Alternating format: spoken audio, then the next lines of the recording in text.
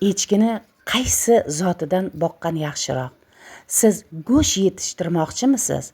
Sifatli go'sht, siz borin zotidan boqing. Yo'q, menga sut kerak desangiz, zanin echkilari siz uchun eng yaxshisi. Agar sifatli sut kerak bo'lsa, Nubin echkilaridan boqing.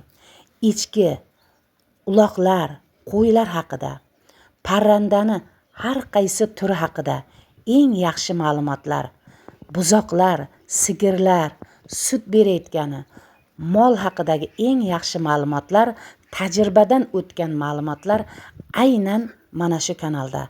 Sizni oldingizdan mana bu bir suruv echki chiqib qoldimi? Bu videoni hech ham o'tkazib yubormang. Siz uchun eng yaxshi ma'lumotlar. Assalomu alaykum yaxshilar. Siz videolarni kuzatib boring. Siz hech qachon yutqazmaysiz. Videolarimni Instagram, Facebook, TikTok to'liq holatida esa YouTube kanalida kuzatib boring. Echkilarda nega sutidan hid kelib qoladi? Oddiygina siz echkilarni sog'layotganini alohida joyga qo'ying, iloji boricha. Agar sizni echkilaringizni orasida sirkalar bo'lsa, ularni sassiq hidi echkingizni sutiga unnab qoladi. Sababi sut berayotgan echkilarda unchalik hid bo'lmaydi. Faqatgina sirkalarda kuchli bo'ladi. Alohida joyga qo'ying va hidsiz sut iching. Echkilarda go'sht yo'nalishida boqaman desangiz, borey zotidan olib boqing. Sizda har xil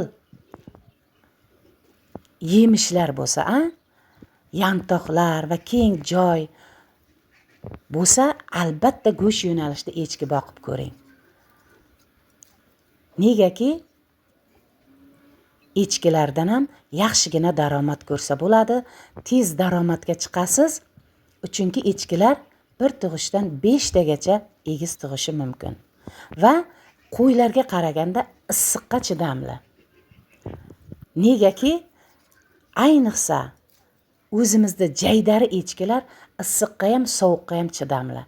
Agar siz chidamli zot ko'paytirmoqchi bo'lsangiz, chatish zotlar eng yaxshisi. Ham sut beradi, ham joni juda qattiq bo'ladi. Qo'ylarga qaraganda echkilar juda ham talabchan. Ovozini boricha baqirib bo'lsa ham sizdan o'tni so'rab oladi. Echkilarni bir joyda tinimsiz boqib bo'lmaydi, qo'ylarda ham.